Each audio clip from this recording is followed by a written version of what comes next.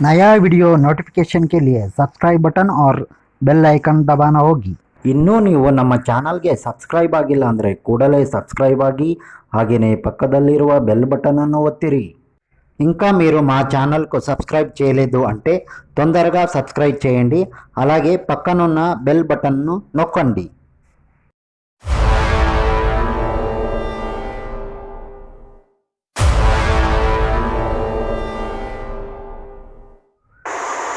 Green morning, नमस्कार, आदाब। आज इस ग्रीन प्लैनेट ऑनलाइन ब्रॉडकास्टिंग पहली मीटिंग में पूरी ग्रीन प्लैनेट फैमिली का बहुत बहुत स्वागत। आज पहले तो मैं अपनी पूरी ग्रीन प्लैनेट फैमिली को बधाई देता हूं कि इस कोरोना जैसी बीमारी में भी हमारे देश के गांव-गांव में बैठकर कोरोना से लड़ रही आर्मी के लिए सलूट है हमारा। बहुत सारे लोगों ने बहुत सारे काम किए हैं, चाहे वो राशन बांटा है, चाहे वो भूखों को खाना खिलाया है, ब्लड डोनेशन किया है। बहुत सारे ग्रीन प्लैनेट फैमिली के सदस्यों ने बहुत ऐसे नायाब काम किए हैं जिससे हमारे ग्रुप का नाम और भी सुनहरे अक्षरों में लिखा जाएगा। हमारी इस ऑर्गेनाइजेशन का मेन मिशन क्या है? सेव द मदर अर्थ, धरती मां को बचाना।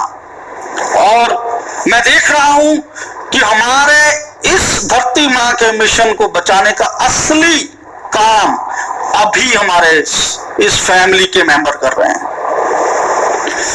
बहुत सारे लोगों ने बहुत सारी चीजें, लोगों के लिए पैसा डोनेशन, बहुत सारी चीजें हम लोगों ने देखी व्हाट्सएप के ऊपर। इसके साथ साथ बहुत सारे लोगों के मेरे को बहुत सारे क्वेश्चंस आए कि ऐसे हालातों में हमें किस तरह से काम करना चाहिए, किस तरह से हम इसको प्रॉब्लम से दूर जा सकते हैं। बहुत सारे लोगों के दिमागों में छोटी रुकावटें हैं।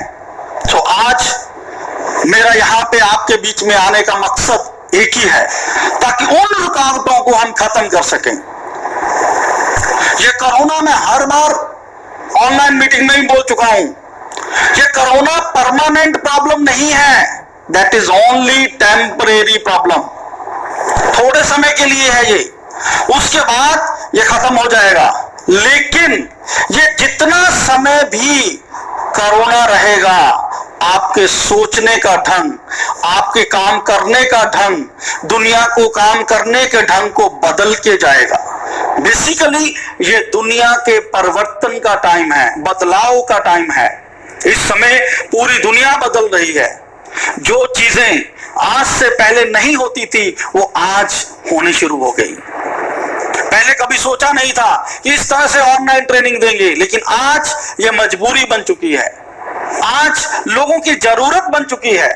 इसलिए बहुत सारी चीजों में बदलाव आया है, खाने पीने की चीजों में बदलाव आया है, बातचीत करने की चीजों में बदलाव आया है, बाहर देश से दूसरे जाने के लिए जो सिस्टम अप्लाई होते थे उसमें बदलाव आया है। मैं आप सब लोगों को यही कहूंगा कि ये टाइम बदलाव का है। तो जो लोग इस दौरान अपने आप को बदलाव में ले गए, वो लोग आने वाले 2021 के विनर होने वाले हैं। मैं एक चीज यहां पे बोलूंगा, कोरोना हो सकता है आपके बाहर जाने को आपको रोक सकता है, हो सकता है आपकी इनकम को रोक दे, हो सकता है आपके बहुत सारे आजू बाजू नेगेटिव माहौल पैदा कर दे, लेकिन ये एक काम नहीं कर सकता, वो है आपके हौसलों को खत्म। अगर हम लोगों के अंदर हौसला बुलंद रहेगा तो कोरोना हमारा कुछ भी नहीं बिगाड़ सकता। ऑलरेडी ग्रीन प्लैनेट ग्रुप आपकी सेहत के लिए, इम्यूनिटी को स्ट्रांग करने के लिए बहुत सारे प्रोडक्ट लॉन्च कर रहा है। इसके अलावा आपको हम बार बार प्रिकॉशन भी देते हैं किस तरह से आप इससे बच सकते हैं। मैं एक ही बात कहूंगा, ये सारी चीजों के होते हुए मेंटली, दिमागी तौर पे स्ट्रांग होना बहुत जरूरी है। अगर आप दिमागी तौर पे स्ट्रांग हो तो आप इस लड़ाई को बहुत आसानी से, आराम से जीत जाओगे। बड़ी आसानी से जो चीज आपको बहुत बड़ा पहाड़ दिखाई दे रही है, उसको रत्ती भर भी आपकी ताकत नहीं लगेगी जिसको जीतने के लिए। इन हालातों में हमें सबसे बड़ी चीज को सीखना है, अपने अंदर बदलाव लेके आना है। ये टाइम है उन चीजों को सीखने का जो आज तक हमने नहीं की। मैं सबसे पहला आज की मीटिंग का ऑलरेडी आप सब लोगों को एजेंडा दे चुके हैं हम, उसमें पहला पॉइंट है स्मार्ट वर्क। बहुत सारे लोगों में स्मार्ट वर्क की जो डेफिनेशन है, जो परिभाषा है, उसके बारे में प्रॉपरली नॉलेज नहीं है। नेटवर्क इंडस्ट्री के अंदर स्मार्ट वर्क को बहुत बड़े ढंग से पेश किया जाता है, बहुत बढ़िया ढंग से उसके काम करने के लिए उसके ऊपर जोर दिया जाता है। लेकिन आज मैं आपको रियलिटी में बताऊंगा what is the smart work. Smart work होता क्या है, क्या कारण है कि एक बंदा कम से कम काम करके भी ज्यादा से ज्यादा इनकम कमा सकता है, और कौन से बंदे सारा दिन मेहनत करके मजदूरों की तरह भांति काम करके भी एक केवल रोजी रोटी, केवल पेट भरने तक ही सीमित रह जाते हैं। उसमें उनकी किस्मत का दोष नहीं है, उसमें उसके भगवान का दोष नहीं है, उसमें उसके वातावरण का दोष नहीं है, उसमें केवल दोष है तो उसके हौसलों का।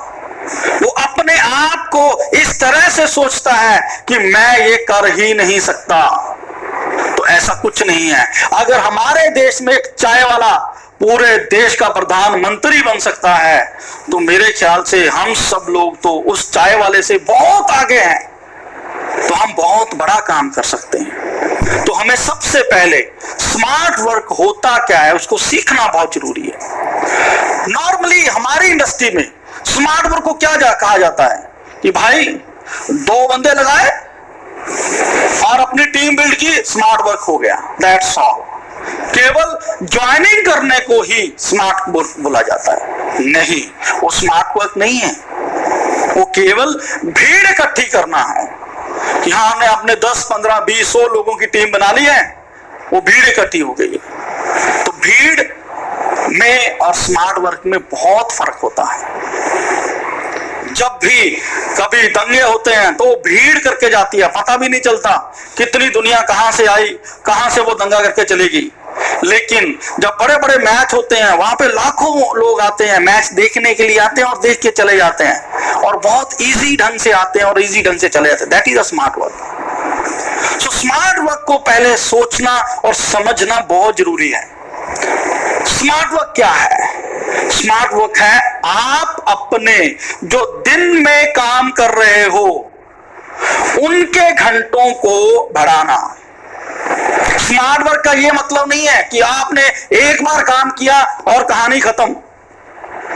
लेकिन मेरे जो भाई हैं, मेरे दोस्त हैं, जो मेरे बुजुर्ग हैं, बच्चे हैं, वो यही समझते हैं कि वन टाइम काम किया और उसके बाद में घर में बैठे बैठे बैठे हमें जो एफडी से पैसा आएगा वो स्मार्ट वर्क है। नहीं, वो स्मार्ट वर्क नहीं है। स्मार्ट वर्क ये है कि अगर एक इंसान दिन में 8 घंटे काम कर रहा है, हाउ कैन अप्लाई टू 16 घंटे या 24 घंटे या 200 घंटे में किस तरह से हम अप्लाई कर सकते हैं।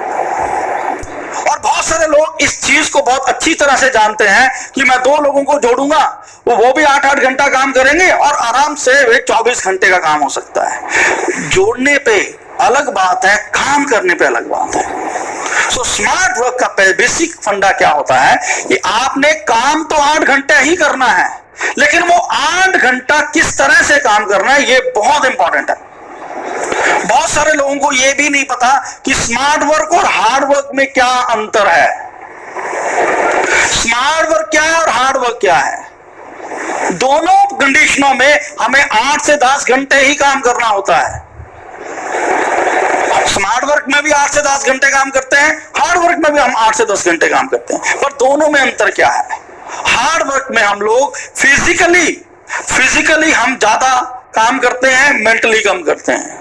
लेकिन जो स्मार्ट वर्क है उसमें हम लोग ज्यादा से ज्यादा मेंटली काम करते हैं, इमोशनली काम करते हैं, उसमें फिजिकली कम होता है और उसका आउटपुट ज्यादा रहता है। हार्डवर्क से जितना आपकी मेहनत, आपका शरीर जितना आपका मैक्सिमम से मैक्सिमम दे सकता है उतना ही दे सकता है। लेकिन स्मार्ट वर्क एक ऐसा सिस्टम है कि जिससे आप अपनी ही तरह के हजारों घंटे काम कर सकते हो। लेकिन बहुत सारे लोग ये समझते हैं कि हम 2 लोग हमने लगा दिए और हमारा काम खत्म हो गया, अब हमें घर पे बैठ जाना है, उसके बाद में वो 2 लोग काम करेंगे और पैसा आएगा। मेरे भाइयों, ऐसा कभी नहीं होता, ऐसा कभी नहीं होता। बहुत कम चांसेस ऐसे होते हैं कि वो 2 लोग ऑलरेडी ज्यादा कार्यकुशल हों, तो पॉसिबल होता है कई बार आप कम काम करो, वो भी ज्यादा काम करके आपको पैसा आ जाए। लेकिन 99% लोगों को अपनी टीम को बिल्ड करना पड़ता है, अपनी टीम को तैयार करना पड़ता है। जो आज आप जितने बड़े बड़े बिजनेसमैनों को देख रहे हो, रिलायंस, अदानी, टाटा, इन लोगों के पास क्या है? केवल स्मार्ट वर्क। ये लोग स्मार्ट वर्क के जरिए अपनी टीम को बिल्ड करते हैं। एक अंबानी नहीं है, उसकी कंपनी में जितने मैनेजर हैं, जितने भी लोग हैं, वो सारे के सारे अंबानी हैं। लेकिन आपके आगे केवल दिखता एक अंबानी है। बेसिक हर इंडस्ट्री के अंदर जितनी भी मैनेजमेंट है, जितने भी जो लोग उसमें मेहनत कर रहे हैं, अगर आप उसमें डुप्लीकेट अपने आप को कर पाओ, उतने तरह के अंबानी पैदा होते हैं, उतने तरह के टाटा उसके अंदर काम कर रहे हैं, उसके तरह के उतने अदानी काम कर रहे हैं। सो जितने ज्यादा आपकी फोटोकॉपीज आपकी टीम के अंदर होंगी, उतना ही ज्यादा आपको जल्दी पैसा आएगा, उतना ही आप स्मार्ट वर्क कर पाओगे। सो स्मार्ट वर्क के लिए उसके प्रोटोकॉल्स हैं। स्मार्ट वर्क का मकसद केवल एक नहीं है कि भैया मैंने 2 ज्वाइनिंग लगा दी और काम खत्म हो गया। स्मार्ट वर्क का मकसद है अपनी टीम को बिल्ड करना, अपने आप को डुप्लीकेट करना। यह स्मार्ट वर्क है।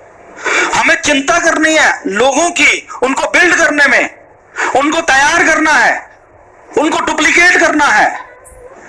बहुत सारे लोग अपने आप को डुप्लीकेट नहीं कर पाते, जिसके कारण उनको पैसा नहीं आता और फिर वो ऑर्गेनाइजेशन को या फिर उस सिस्टम को कोसते हैं कि हम लोग इस सिस्टम से पैसा नहीं कमा सके या इस ऑर्गेनाइजेशन से पैसा नहीं कमा सके। That is the wrong. अगर आप अपने आप को डुप्लीकेट करने की ताकत रखते हो तो आप छोटी से छोटी इंडस्ट्री को भी एक बड़ा ऑर्गेनाइज बना सकते हो। ये आपके ऊपर निर्भर करता है कि आप कितनी तरह अपनी फोटोकॉपी बनाने में काबिल हैं। अगर आपके अंदर फोटोकॉपी बनाने का दम है तो मैं गारंटी देता हूं आप सोच भी नहीं सकते कि इतना पैसा आप अपनी लाइफ में कमा सकते हो, इतना ज्यादा आप ऑर्गेनाइजेशन बड़ी कर सकते हो। तो हमें फोटोकॉपी किस तरह से बनानी है, किस तरह से हमें अपने आप को डुप्लीकेट करना है, उसके ऊपर ध्यान देना बहुत जरूरी है। सबसे पहला पॉइंट, जब हम आप डुप्लीकेट करने की बात करते हैं तो हमें लगता है कि हमें ग्रीन प्लैनेट के अंदर हमने आदमी का फॉर्म भर दिया, अब इसको कंपनी के साथ जोड़ दिया, कहानी खत्म, अब वो डुप्लीकेट हो गया। नहीं, वो केवल एक एडमिशन है। एडमिशन है आपके स्कूल के अंदर, आपके कॉलेज के अंदर, आपकी टीम के अंदर, उसने केवल एडमिशन लिया है। कभी ऐसा हुआ है कि पहले ही दिन एक विद्यार्थी किसी कॉलेज में दाखिल होता है और वो पहले ही दिन में अव्वल आना शुरू हो जाए, बिना पढ़ाई किए, बिना कुछ सीखे? हर एक व्यक्ति को एक प्रोसेस के अंदर निकलना पड़ता है। उसी प्रोसेस को हम लोग कहते हैं डुप्लीकेशन। एक टीचर, वो जो टीचर आपको पढ़ा रहा है, उसने भी पहले कॉलेज गया, स्कूल गया, कॉलेज गया, उस यूनिवर्सिटी गया, उसके बाद में निकलकर वो टीचर बना। उसके बाद में वो उन्हीं बच्चों को पढ़ाता है, उनमें से बहुत सारे लोग टीचर बनते हैं। तो that is the process of duplication. तो क्या आप और हम ये प्रोसेस को कंप्लीट कर रहे हैं? ये बहुत जानना जरूरी है। हमने अपने लोगों को जोड़ा अपने साथ, ग्रीन प्लैनेट मिशन के साथ जोड़ा। क्या हमने उनको कक्षा 1, कक्षा 2, कक्षा 3, कक्षा 4 क्या उसकी एजुकेशन दी? मैं कक्षा 1 उसको बोलता हूं जिसमें सबसे पहला अध्याय होता है, क्या आपने green planet foundation, green planet trust, green planet organisation, जितने भी हमारी पूरा का पूरा ग्रुप है, क्या उसके बारे में उसको पूरी नॉलेज है? सबसे पहला अध्याय है ये। सबसे पहले उसको पता होना चाहिए कि मैं किस ऑर्गेनाइजेशन के साथ जुड़ा हूं और उसके क्या दायित्व है, क्या मिशन है, उसका क्या सोच है उसकी। जब तक ये उसको क्लियर नहीं होगा तब तक वो अगले चैप्टर तक नहीं जा पाएगा। उनको उसके अंदर की फीलिंग, उसके अंदर का जज्बा वो निकल के बाहर नहीं आएगा। तो सबसे पहला काम क्या है, हम जिन भी लोगों को अपने इस ग्रीन प्लैनेट ग्रुप के अंदर जोड़ते हैं, हमें सबसे पहले उनको पूरा का पूरा ग्रीन प्लैनेट ग्रुप के बारे में पूरी नॉलेज देनी है। कितने सालों से चल रहा है? 18 सालों से है। कितने एरियाज में काम कर रहे हैं हम? Agriculture, health care, veterinary, home care, cosmetic, personal care, FMCG, इतने सारे एरियाज में काम कर रहे हैं। उनको उसकी पूरी जानकारी होनी जरूरी है। ये पहली कक्षा का काम है। दूसरी कक्षा में आता है उन प्रोडक्टों का इस्तेमाल किस ढंग से होता है। देखो, एक बच्चा आज पहले ही दिन आया, उसको क्या पता लगेगा कि किस तरह से वो उन प्रोडक्टों का इस्तेमाल करेगा, किस तरह से उसके बेहतरीन रिजल्ट निकाल पाएगा। उसका जिम्मेदारी, उसका ड्यूटी हमारी है। उसकी जिम्मेवारी हमें लेनी होगी कि ये विद्यार्थी को मैंने अपने अंदर लेके टीम के लेके आया हूं, उसको रेडी करना, किस तरह से वो अच्छे रिजल्ट ले सके, ये हमें काम करना पड़ेगा। तो अगर आप ये सेकंड पार्ट भी उसको कंप्लीट करते हो तो जिससे क्या होगा, वो एक अच्छा यूजर बनेगा। अच्छा यूजर, ध्यान से रखना मेरी बात को, मैं बोल रहा हूं। पहले पे केवल हमने क्या किया, कंपनी के बारे में नॉलेज दी, कंपनी के ग्रुप के बारे में नॉलेज दी। सेकंड नंबर पे हमने दिया हाउ टू यूज, प्रोडक्ट को किस तरह से इस्तेमाल करना है।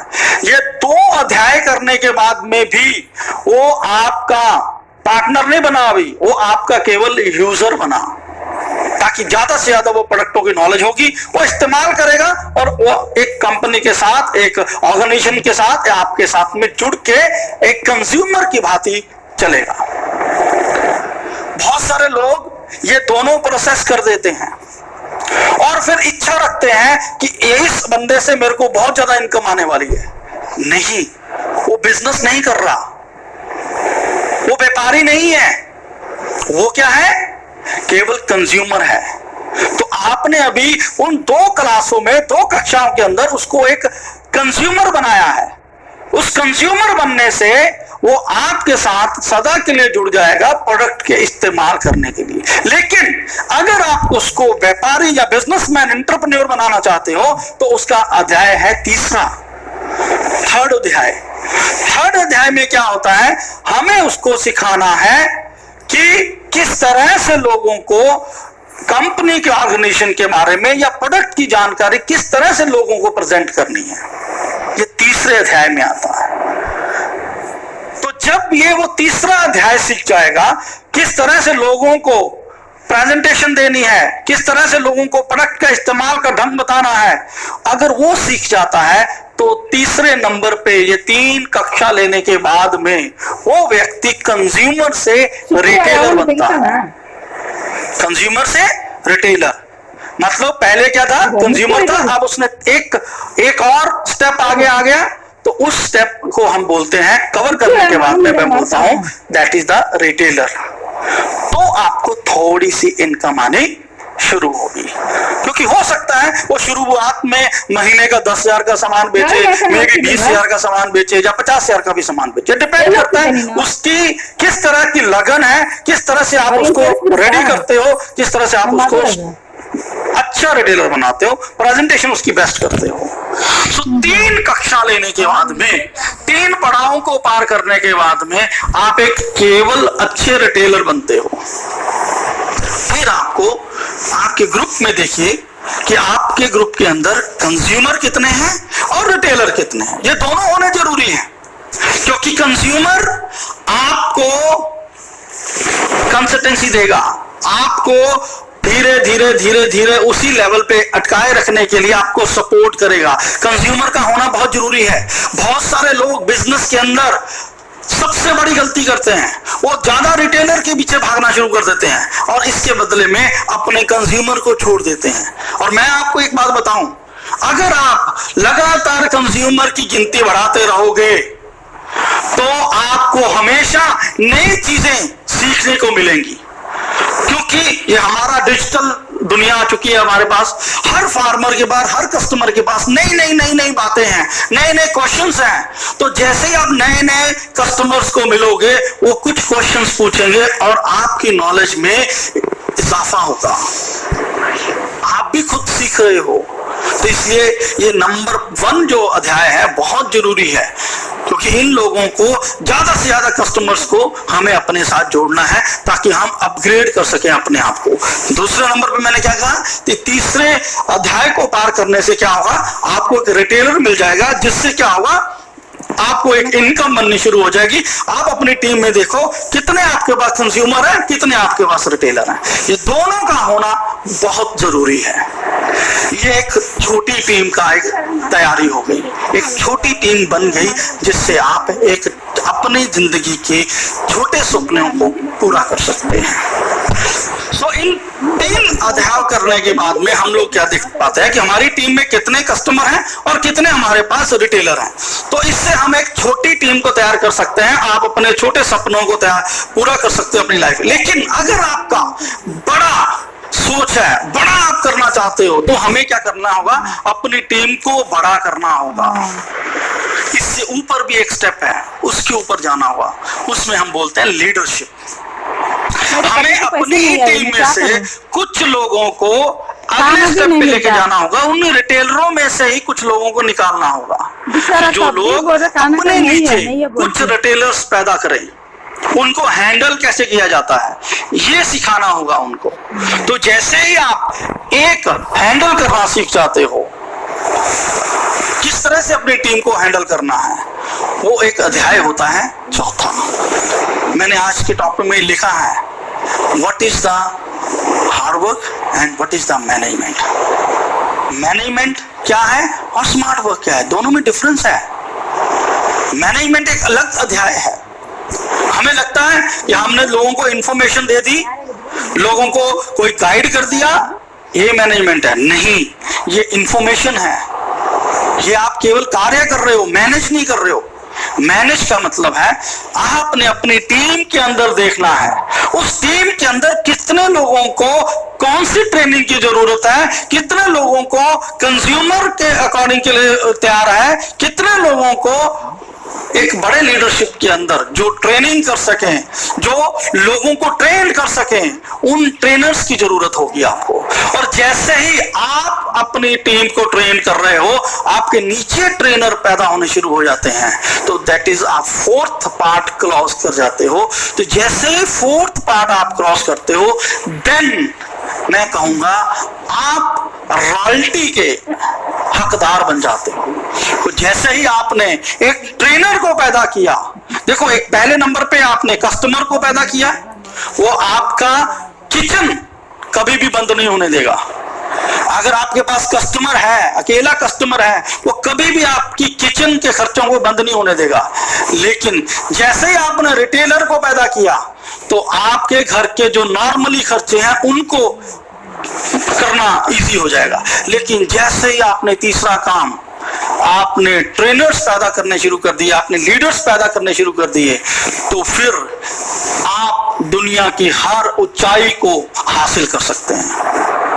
केवल इसकी काबिलियत हमें अपने अंदर लानी है, डुप्लीकेट करने की काबिलियत को लेके आना है। सो इन 4 हिस्सों में अगर हम लोग काम करेंगे, इन चारों हिस्सों को, काम करने के स्टाइल को, काम करने के सिस्टम को हम स्मार्ट वर्क कहते हैं। केवल माल को ढोना, सामान फार्मर तक पहुंचाना या कस्टमर तक पहुंचाना, ये स्मार्ट वर्क नहीं है। मैं हमेशा बोलता हूं ये डिलीवरी बॉय हैं, तो डिलीवरी बॉय बन के रहोगे तो डिलीवरी बॉय चाहे जितने पैसे मिलेंगे, अगर टाटा बिरला की तरह सोचोगे तो उसके हिसाब से कुर्सी पे बैठकर आपको बड़ा काम करना है। आपको अपने नीचे बहुत सारे लोगों को लीडर्स, ट्रेनर्स पैदा करने हैं। सो अगर आप ट्रेनर पैदा करने में कामयाब होते हो तो इजीली आप ये चौथा जो पार्ट है इसको कवर करते हो और आपके हर जिंदगी के ड्रीम्स, जिसको हम कहते हैं, कोई कहता है बड़ा गाड़ी, बड़ा बंगला, हर इस चीज को हासिल करने में बहुत ही आसानी से किया जा सकता है। सो अभी आपने इतना तो जान लिया होगा कि व्हाट इज स्मार्ट वर्क। तो स्मार्ट वर्क है डुप्लीकेट करना, ना कि लोगों को जोड़ना। जोड़ना एक सिर्फ इनविटेशन कार्ड है, उनको तैयार करना, उसको फाइनल लेवल पर लेके जाना, दैट इज द डुप्लीकेशन। जितने ज्यादा मास्टरी हासिल करोगे आप डुप्लीकेशन में, उतना ही बढ़िया टीम आपका पैदा होगा। तो आप अभी आराम से आज शाम को, रात को सोचिए कि आप कहां कहां पे, कौन से पॉइंट पे रुके हुए हैं, उनके ऊपर वर्क कीजिए, उनको रिपेयर कीजिए और उनको अपडेट कीजिए। सो अभी नेक्स्ट पॉइंट जो मैं अभी आपको पहले बोला था कि what is the difference of work and management, ये बहुत इंपॉर्टेंट बात है। बहुत सारे लोगों को इसके बहुत ज्यादा कंफ्यूजन रहती है। मैनेजमेंट और काम करने में, मैनेजमेंट भी काम है, ऐसा नहीं है कि काम अलग है और मैनेजमेंट अलग है, दोनों काम ही है, लेकिन उनके तरीके, उनकी सोच, उनकी प्लानिंग, दोनों में बहुत सारा अंतर है। काम का मतलब क्या है, पहले ये सीखना जरूरी है। मे बी वो स्मार्ट वर्क हो, मे बी वो हार्ड वर्क हो। काम का मतलब क्या है, हमें अपने किसी काम को निपटाना। फॉर एग्जाम्पल, आपने किसी कस्टमर ने आपको प्रोडक्ट डिमांड किया, आपने उसको दिया, आपने एक काम किया, राइट। बहुत सारी टीम ने आपसे ट्रेनिंग मांगी, आपने उनको training the, that is also work, right. ये सारे काम है आपके। तो इसको आपको 8 घंटा, 10 घंटा, जो भी what is your ever time, जो भी आपके पास टाइम है, उसके हिसाब से आप इसको इस्तेमाल करते हो। लेकिन मैनेजमेंट में इससे कुछ एक्स्ट्रा होता है। मैनेजमेंट में क्या चीज एक्स्ट्रा है? मैनेजमेंट में है इसके साथ में, काम के साथ साथ में प्लानिंग। अगर आपने पहले से ही सोचना है कि मेरे कस्टमर को कब कब कौन से सामान की जरूरत है, अगर आप उसकी प्लानिंग करते हो, पहले से ही प्लानिंग करके रखते हो, तो आप एक अच्छे ढंग से मैनेज करोगे। मतलब ऑन डिमांड। मैंने पिछली मीटिंग में बोला था कि अगर हमारा मिनी वेयर हाउस जीपीके वाला ये प्रण करे कि हमें 24 आवर में अपने कस्टमर को मटेरियल की डिलीवरी देनी है, तो मैं गारंटी देता हूं ये ग्रीन प्लैनेट हर एक घर में पहुंच जाएगी। और मैं गारंटी देता हूं इस पूरे इंडिया के हर जमीन के जर्रे जर्रे में पावर प्लांट की बूंद होगी और ये उपजाऊ होगा। सो ये मैनेजमेंट का पार्ट है। तो अगर हम लोग पहले से अपने काम और प्लानिंग को मिक्स कर दें, उसको हम मैनेजमेंट कहते हैं। हमें पता है अगले महीने में, नेक्स्ट मंथ में कौन से प्रोडक्ट्स की इस्तेमाल जरूरत होगी, अगर हम उसकी प्लानिंग पहले से करें। वो इसके ऊपर बहुत, ये बेसिकली छोटा सा काम नहीं है, बहुत बड़ा ये एरिया है मैनेजमेंट का। हमें ये सीखना है कम से कम पैसों में, कम से कम लागत में हम किस तरह से डिलीवरी कर सकते हैं लोगों के पास, हम किस तरह से कम लागत में ज्यादा से ज्यादा मीटिंग्स कर सकते हैं, हम किस तरह से कम लागत में हम प्रमोशन कर सकते हैं। तो ये सारे पार्ट क्या है, मैनेजमेंट के अंदर आते हैं। तो ये अगर आप एंटरप्रेन्योरशिप में आते हो तो उसमें सबसे बड़ा कदम मैनेजमेंट ही होता है। काम करना, बड़े बड़े कारीगर, मैं एक सिंपल सा बात बोलता हूं। एक बंदा कॉलेज में जाता है, पढ़ता है, पढ़ने के बाद में डॉक्टर बनता है, इंजीनियर बनता है, लेकिन उसके पास नॉलेज बहुत है, लेकिन उनमें से बहुत कम लोगों के अंदर मैनेजमेंट की काबिलियत होती है। और वो लोग किसके नीचे नौकरी करते हैं? जो मैनेजमेंट कर रहा है। हो सकता है वो केवल 10वीं फेल हो सकता है वो 12वीं फेल हो सकता है वो नॉर्मल ग्रेजुएट हो, लेकिन उसके नीचे काम करने वाला कौन है? इंजीनियर। नॉलेज उससे ज्यादा है, लेकिन मैनेजमेंट उसके पास नहीं है। सो अगर हम लोग ज्यादा से ज्यादा ध्यान अपनी मैनेजमेंट के ऊपर दें, ताकि तैयार रखें कि टीम को किस तरह से किन किन चीजों की जरूरत होगी, उनको हम पहले से ही रेडी रखें। ये एक पार्ट है मैनेजमेंट का, ताकि एक पल भी हमें नुकसान ना हो, हमारी ग्रोथ किस तरह से हो सकती है, ये सारी चीजें मैनेजमेंट के अंदर आती हैं। सो हमें ज्यादा से ज्यादा ध्यान मैनेजमेंट के ऊपर देना चाहिए, और वर्क के साथ में प्लानिंग को जोड़ के दैट इज द मैनेजमेंट बनती है। और फ्यूचर प्लानिंग ये बहुत इंपॉर्टेंट है। फ्यूचर प्लानिंग को करना क्यों जरूरी है? क्योंकि एक ना एक ऐसा लक्ष्य रखना बहुत जरूरी होता है जिसको देखकर आप छोटे कदम बनाते हो, जिसको देख के आप उसके पीछे चलते हो। अगर आपने फ्यूचर में सोचा है कि ये मेरा टारगेट है, उसके तक पहुंचने के आपको छोटे छोटे छोटे बेबी स्टेप बना सकते हो। लेकिन अगर फ्यूचर की प्लानिंग ही नहीं है तो आप केवल प्रेजेंट में ही जी रहे हो, तो आप क्या करोगे? मैक्सिमम से मैक्सिमम में ट्रायल करते रहोगे। हो सकता है आप जीतो या ना जीतो, लेकिन अगर प्रॉपर फुल प्लान करके फुल मैनेजमेंट के साथ आप काम करोगे तो ज्यादा लोग सक्सेस होते हैं। यहां पे मैं आपको एक बात ध्यान से बताता हूं कि आप में से बहुत सारे लोगों को एक क्वेश्चन रहता है दिमाग के अंदर कि यार कुछ लोग ऐसे हैं जो कम काम करते हैं, जल्दी समय में बहुत ज्यादा अमीर हो जाते हैं, जहां कुछ लोग ऐसे हैं जो 20-20 साल काम करने के बाद में भी बहुत ज्यादा पैसा नहीं कमा पाते।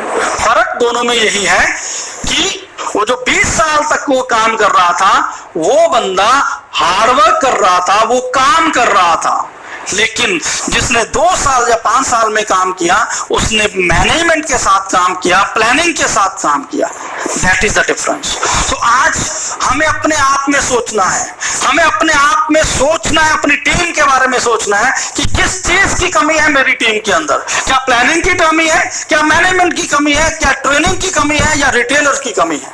तो इन सभी पॉइंटों को अगर आप ध्यान से करोगे तो मैं गारंटी देता हूं आप बहुत जल्द नेक्स्ट लेवल के ऊपर काम करने वाले हो। सो आगे जो मैं अभी बताने जा रहा हूं बहुत ही इंपॉर्टेंट बात है वो कि how can manage your team in critical situation.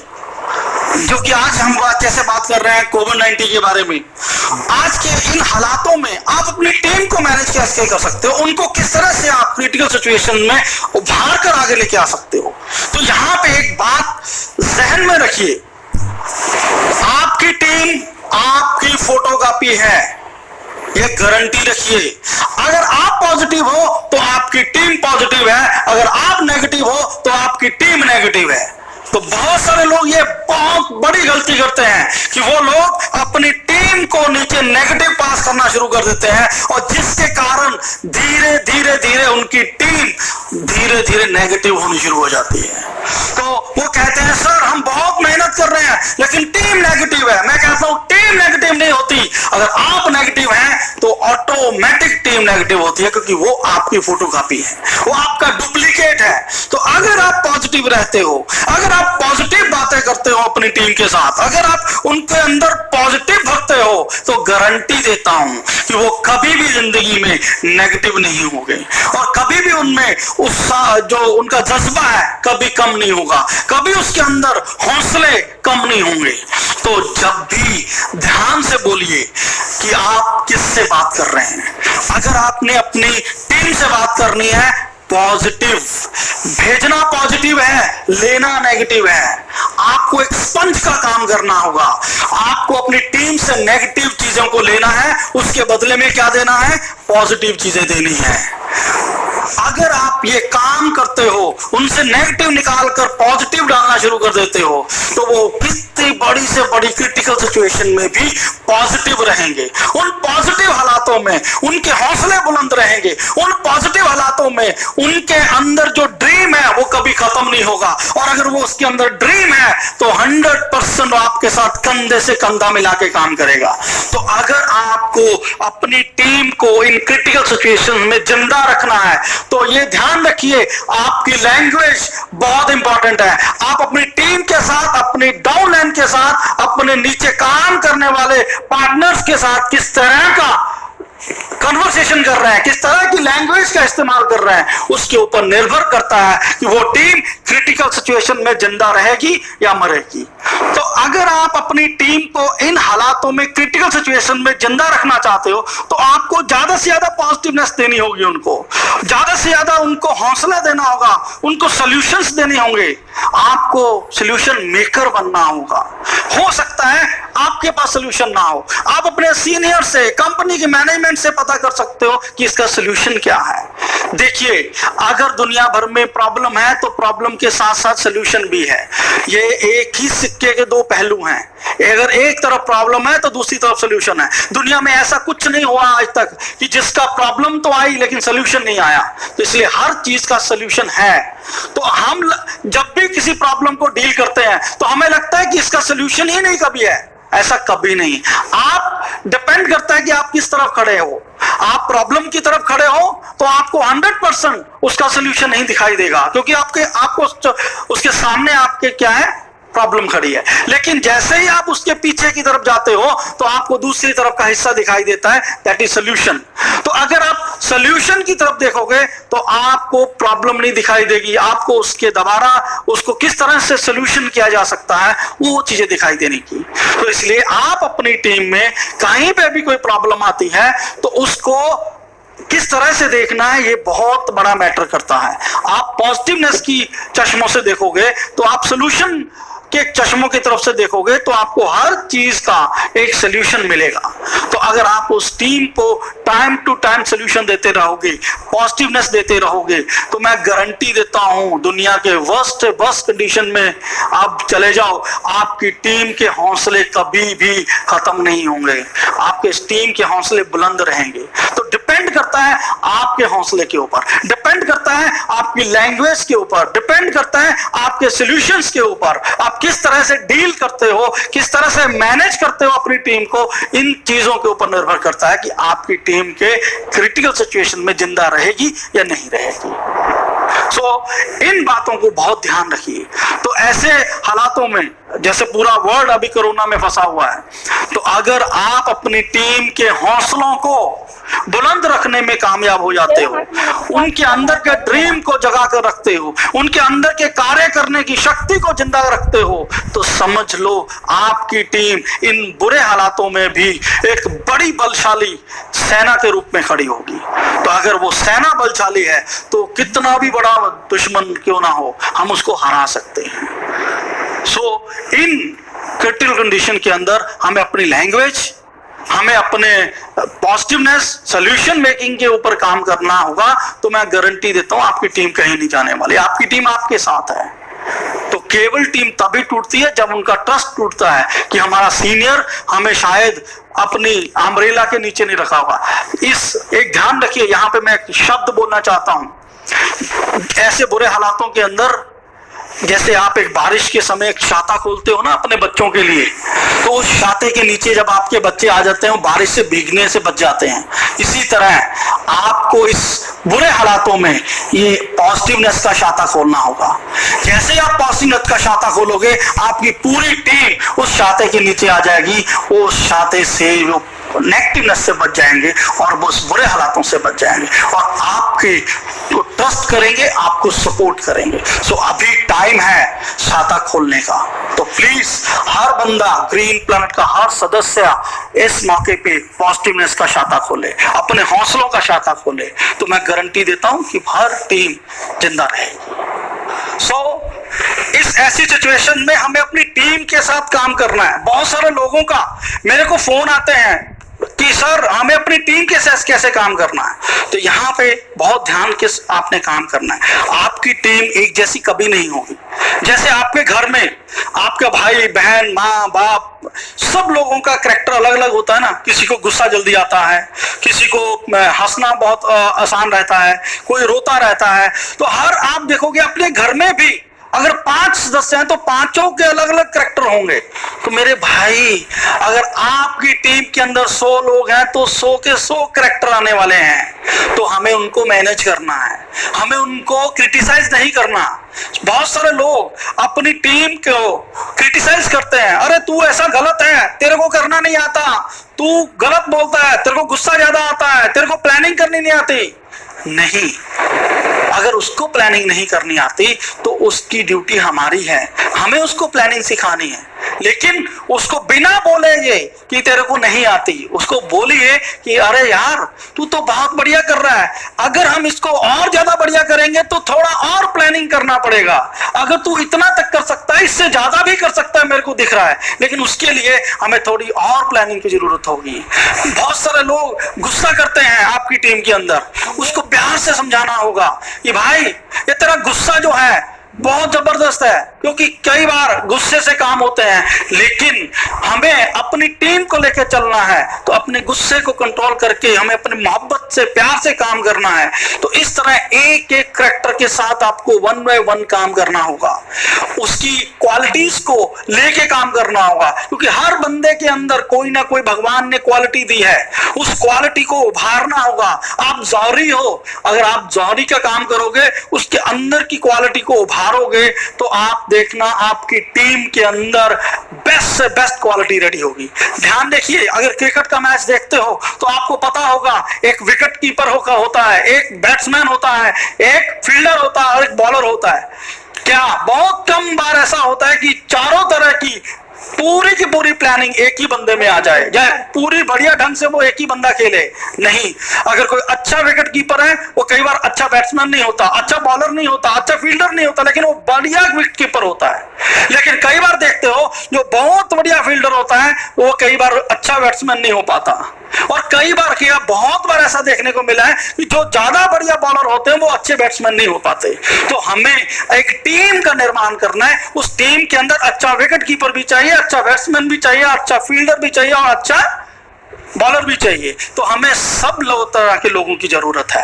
हमें अपनी टीम के अंदर उन लोगों को छांटना है कि किन लोगों के अंदर क्या क्या क्वालिटी होगी। हो सकता है उस टीम के अंदर बहुत सारे लोगों के अंदर क्वालिटी होगी कंज्यूमर बनने की, बहुत सारे लोगों के अंदर क्वालिटी होगी रिटेलर बनने की, बहुत सारे लोगों के अंदर क्वालिटी होगी मैनेजमेंट करने की, बहुत सारे लोगों के अंदर ट्रेनर बनने की क्वालिटी होगी। तो हमें उन लोगों के साथ काम करने में हमें उस तरह की प्लानिंग देके, उस तरह के ढंग से काम करके हम अपनी टीम को उभार सकते हैं। तो सबसे पहले अगर आप अपनी टीम को नंबर 1 बनाना चाहते हो तो नंबर 1 के लिए एक जैसा नहीं हो सकता पॉसिबल। हमें हर तरह के लोगों को, हर तरह की क्वालिटी को एक ही गुलदस्ते में सजोना है। जैसे आप देखते हो कई बार एक गुलदस्ता लाते हो, उसमें फूल, गुलाब का फूल भी होता है, व्हाइट फूल भी होता है, गेंदे का फूल भी लगाते हो, और जब भी वो एक अच्छा गुलदस्ता बनता है बहुत सुंदर महकदार बनता है। इसी तरह आपने अपनी टीम को भी उस गुलदस्ते की तरह तैयार करना है। उसमें हर तरह का कैरेक्टर होना चाहिए, हर तरह के कैरेक्टर को पानी देना है, उसको जिंदा रखना है, उसकी क्वालिटी को। अगर हम ऐसा करने में कामयाब होते हैं तो हमारी टीम बेस्ट से बेस्ट रेडी होती है। तो हमें सबसे बड़ा एक दिक्कत आती है कि हमें अपनी टीम के साथ काम करते हुए किन बातों का ध्यान रखना जरूरी है। तो हमें जब भी आप अपनी टीम के साथ काम करते हो तो हमें सबसे पहले आपने क्या देना है उससे पहले का एक स्टेप रहता है कि उनको क्या चाहिए। अगर आप ये चीज जानने में कामयाब हो गए कि उनको क्या चाहिए, अगर आप वही देते हो वो इजीली एक्सेप्ट करते हैं। और 90% लोग यही गलती करते हैं, वो कभी ये नहीं जानना चाहते कि हमारी टीम को क्या चाहिए। वो केवल यही देखते हैं मैंने क्या देना है, मैंने उसको क्या देना है, मैंने उसको क्या सिखाना है। ये कहीं हद तक सही है, लेकिन इससे पहले हमें ये जानना जरूरी है कि वो लोग कहाँ फंसे हुए हैं, वो लोग क्या चाहते हैं। अगर आप वो जान जाते हो तो आपको डिलीवर करने में, उनको एजुकेट करने में बहुत ही अच्छे ढंग से काम करने में इजीनेस आएगी। और मैं एक बात जरूर कहूंगा, जब भी आप टीम के ऊपर काम करते हो तो आप उसको 2-4 हिस्सों में बांटो, group 1, group B, group C, group D. तो अगर अलग अलग ग्रुपों में बांट के आप काम करोगे आपको बहुत ज्यादा आसानी रहेगी कि मैंने ग्रुप ए वालों के साथ में किस तरह से डील करना है, बी वालों के साथ में कैसे डील करना है, सी वालों के साथ में कैसे डील करना है। तो हमें अपनी टीम्स को डुप्लीकेट करना, जो मैंने आपको पहले बोला अभी कि डुप्लीकेट करने के लिए उनके अंदर की कमियों को जानना बहुत जरूरी है। मैं यहाँ पे कमी शब्द सही नहीं रहेगा, हमें यह जानना है कि उनमें कौन सी ऐसी चीजें हैं जिनको सिखाना जरूरी है। सो अगर हम ये चीज जानने में आसान हो जाते हैं और इनको सिखाने में कामयाब हो जाते हैं तो आपकी टीम कामयाबी के ऊपर काम करना जरूरी है। तो हमें अपनी टीम के साथ काम करते समय बहुत सारी चीजों का ध्यान रखना है। हमें रिस्पेक्ट सबसे बड़ी बात है। रिस्पेक्ट बहुत एक ऐसा वर्ड है, ये दिखने में बहुत बड़ा लगता है छोटा सा कि भाई रिस्पेक्ट, लेकिन एक रिस्पेक्ट वर्ड दुनिया को बदल के रख देता है, क्योंकि जब रिस्पेक्ट होगी वहां पे ही ट्रस्ट होगा। ये दूसरा है, जैसे मैंने आपको पहले बोला कि मुसीबत और उसका सोल्यूशन, इसी तरह मैं हमेशा कहता हूं रिस्पेक्ट के पिछले तरफ होता है ट्रस्ट। अगर इस तरफ रिस्पेक्ट है तो दूसरे तरफ ट्रस्ट होगा। तो जितनी ज्यादा रिस्पेक्ट आप अपनी टीम को करोगे उसके बदले में आपको वो टीम आपको ट्रस्ट देगी।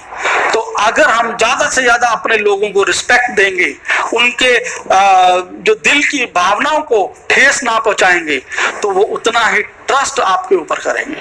तो इसलिए मैं आज के इस सेशन के अंदर यही कहूंगा कि आप अपनी टीम के साथ मिलकर काम करो, बड़े तहे दिल से खुशी से काम करो, उनकी प्रॉब्लम को समझो। आप डॉक्टर हो अपनी टीम के, जैसे डॉक्टर एक बीमारी को ढूंढता है और ढूंढकर उसकी दवाई देता है उसको ठीक करने के लिए, इसी तरह आप अपनी टीम के डॉक्टर हो।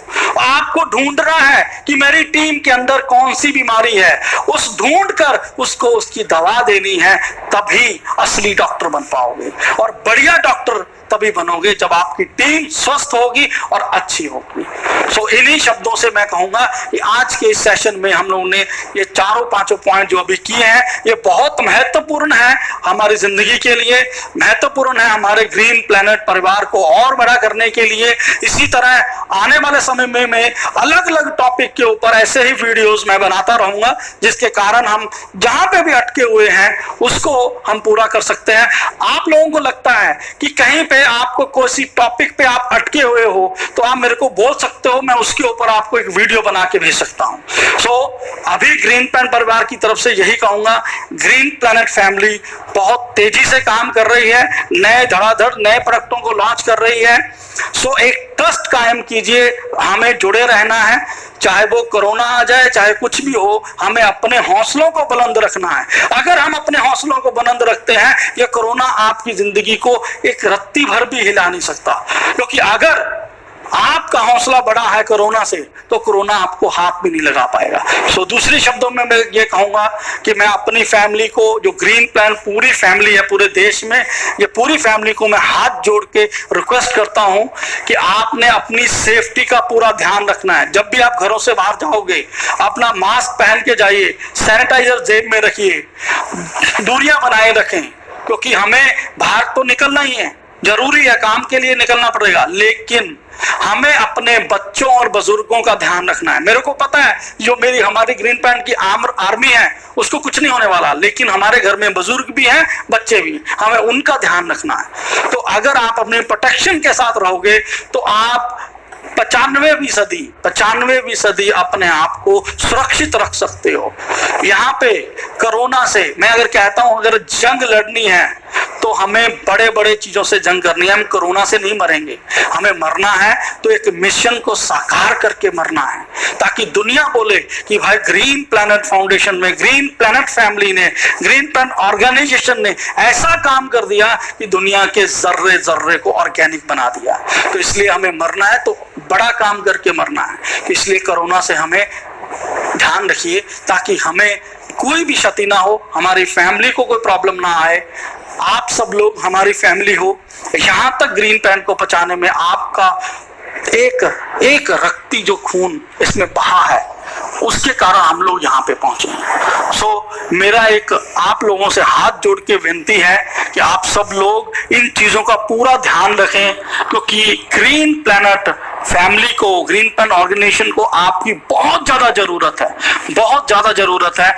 मैं और मेरे बड़े भाई हम लोग आपके घरों में आके तो नहीं बोल सकते, आपको मिलकर नहीं कर सकते, लेकिन इस वीडियो कॉन्फ्रेंसिस के ऊपर हम दोनों भाइयों का एक मैसेज है कि प्लीज हमें आपकी बहुत ज्यादा जरूरत है, हमें अभी बहुत सारा बड़ा काम करना है। सो आप लोग हमारी दाने और बाएं बाएं हैं, तो प्लीज अपना ध्यान रखिए और इसी ग्रीन पैम मिशन को और आगे लेके जाने के लिए अपने हौसलों को बुलंद रखिए।